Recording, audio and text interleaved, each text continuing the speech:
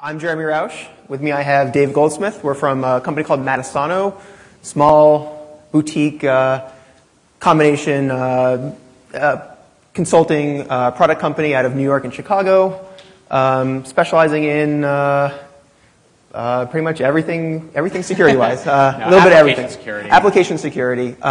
In particular, the New York folks, myself and Dave and a few others, have a particular interest in financial protocols.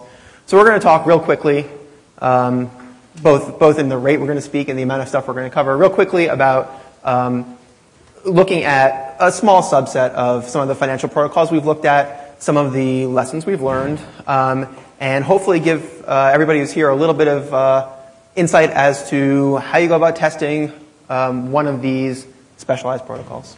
Right, and we consider this this is a starting point, right? I think when we first started working in, and Jeremy and I have actually both been kind of working on Wall Street before Matisano. Actually, Jeremy lived on Wall Street for a while, and in over the past couple of years, we've managed to do a couple of assessments that involved looking at some of the protocols that investment banks, hedge funds, and places like NASDAQ and NYSE communicate with each other. So that, I think if anyone saw the description of the talk, you see that we're going to really be focusing a little bit on FIX for this talk. There is more to talk about.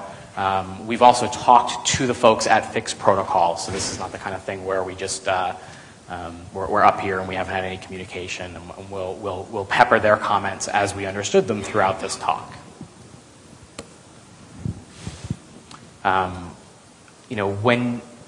When you think about the way that these companies communicate with each other, yeah, I mean, there's lots of web-based protocols, just like there would be anywhere else. But when it comes to transactions, they have to use things that are going to allow them to hit the performance requirements they have.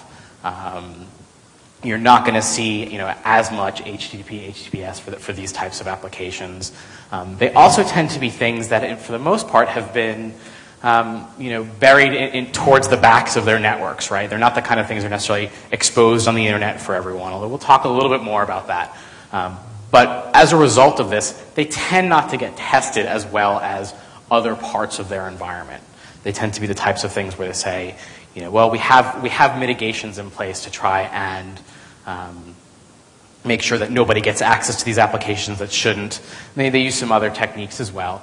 And one of the things that we found is that we've had customers coming to us saying, well, you know what, actually it's time for us to kind of lift up this rock a little bit. Let's take a look at what's actually going on here and see if there aren't more security mechanisms that we can be looking at, and let's understand what's actually going on with these applications. Sure, and I think one of the things that we discovered when we first began a few years ago looking at these protocols was that there's not a lot of knowledge in the security community about how these protocols are different than everything else we're used to testing, what kind of methodologies I need to follow, and what's been tested and what hasn't been tested. I think using something like BlackHat as an example, there's a lot of talks that cover a lot of interesting general purpose protocols and general purpose applications, but there's not a lot of attention being paid towards research into the flaws that can exist in the applications that implement these very specific, targeted protocols.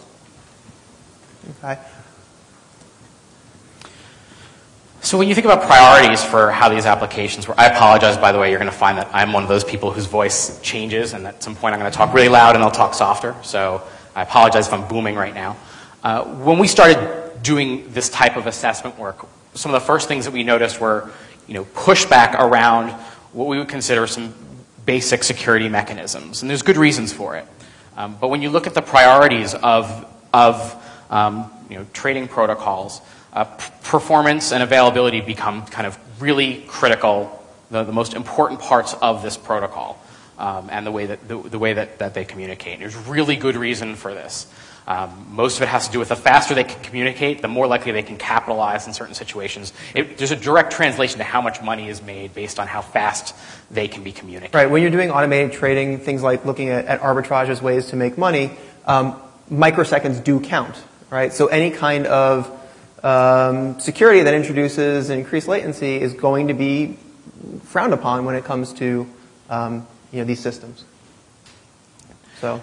So as a result, some of the ways that security gets implemented currently is certainly, rely on insider trust. There's no doubt that you have to have some sense of trust in terms of saying, okay, these are people who are working on these systems. We have to let them work on these systems so that they work. There are firewalls in place. A lot of this traffic does go through private networks. This is partly security, and this partly gets back to performance, right? The internet is just not reliable enough. But obviously that there's some benefit by not having this traffic go over the internet. And then the final step in this is back-end processes when even if someone manages to perform a trade that wasn't authorized or do something they weren't supposed to do, there's a rely on the fact that during the clearing process it will hopefully be determined that something happened that they didn't want happening. Sure. Okay, one of the things that you kind of discover when you go about evaluating these financial applications is that there's a real grab bag of protocols out there.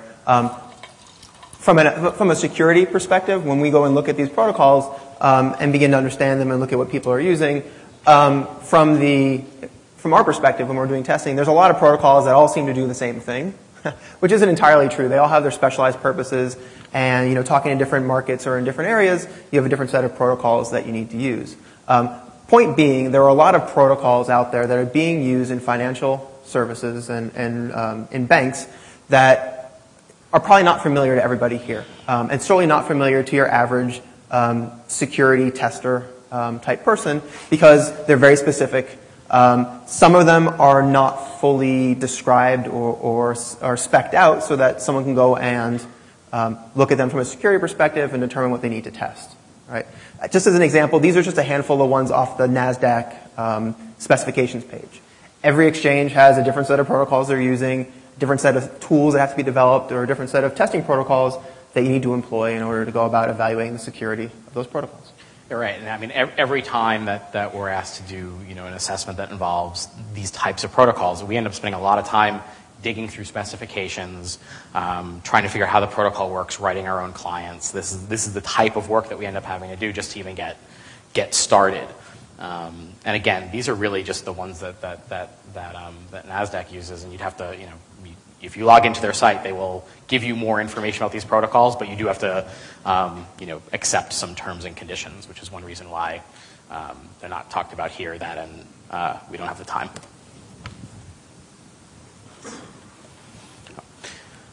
So we kind of hit on this earlier, right? When it comes to priorities, this is now getting into the security implications here.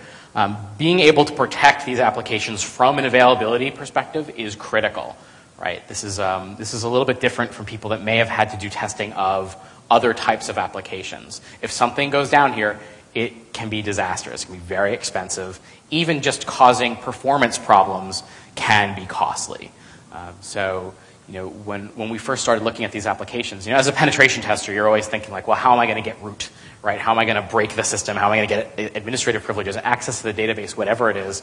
And when we'd find an issue that was just purely availability related, it got people's attention. That had their eye faster sometimes than some of the confidentiality issues that we'd find. They were more concerned that this system stays up and running, which is, it makes sense, right? That is not a bad prioritization. It's just really different when you're coming at it from a vulnerability testing perspective. Sure. A bad trade or an invalid trade will be caught. A server going down is costing money for every second that it's down. Right. That's just kind of like how with this slide, we're just trying to say that the priorities are a little bit different. So what we've decided to do, given our very small time frame, which we've said now 50 times, we're just going to be looking at the FIX protocol and applications built on top of FIX. Not because FIX is a particularly bad protocol, but because it actually happens to be one of the more transparent protocols. The specifications are publicly available. You can go to fixprotocol.org, and you can download the specifications and learn about them. So it's actually something that, as a security researcher, if any of you are in the security research or the evaluation side of things, you're actually able to go and, in the case of FIX, get full specifications, as well as actually download a free engine that you can play with.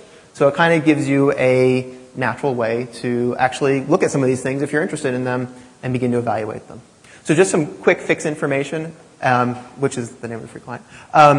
Fix is a very broad protocol. There are a large quantity of messages available in the Fix protocol for conducting a variety of different types of transactions. It runs over TCP.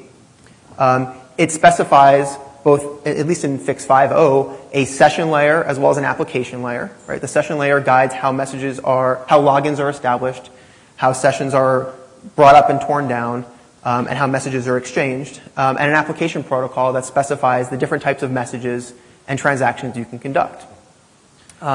In terms of specifications, there's thousands of pages of documentation around these messages and how these messages are constructed.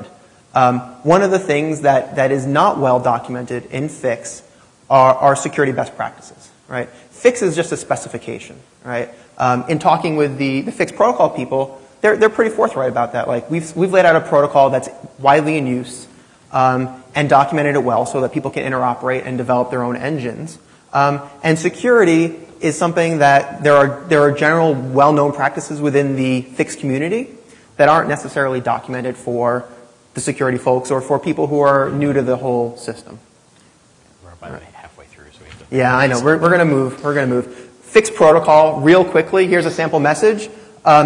Fix messages are typically of the type equals value pairs, separated by a hex 1 byte.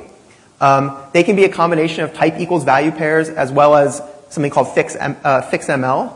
Typically in Fix 4.4, which is the most common version, 4.4 and prior. Right? 5.0 has only been out since December, so it's not in widespread adoption. Typically, if you're using the Fix transport layer, you're using the type equals value pairs, and if you're using an alternate transport like MQ or the web or any kind of multicast protocol, you might be using the fixML. It's just typically how it breaks down in actual use. Types are numeric. So if you have a numeric value, it's actually an ASCII value. So everything is a string within the Fix protocol. Type equals value pairs themselves. 5.0, again, the current version, the 4.x versions are by far the most common. Sample packet. The slides will be up on the BlackHat site as well as our website, so you'll be able to take a look at that if you're interested. And it's not generally responsive, by the way, just from like from a just quick tactical, technology perspective.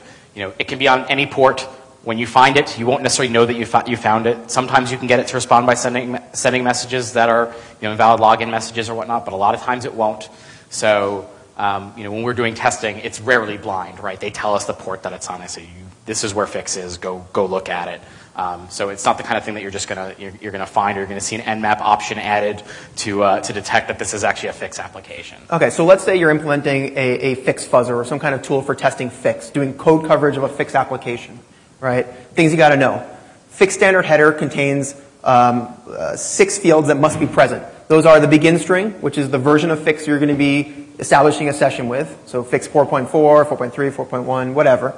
Okay. A body length, which is the length of the whole message minus the begin string and the body length field itself. The message type, right? The type of message you're going to be sending. The sender comp ID, and this is an important field. The sender comp ID establishes who you are, right? Who am I speaking as at the institutional level? The target comp ID, which is who I'm speaking to, and a sequence number. The sequence numbers are used to guarantee delivery of Fix messages. While it's on top of TCP, because of the fact that while TCP is a reliable transport, there are conditions where you can't be 100% sure a given transactional packet was sent successfully. So it gives the two peers an opportunity to be able to sync up with each other to say, you know what, you think you're at sequence 35, I've never seen number 34, please resend it. And every trailer has a checksum to detect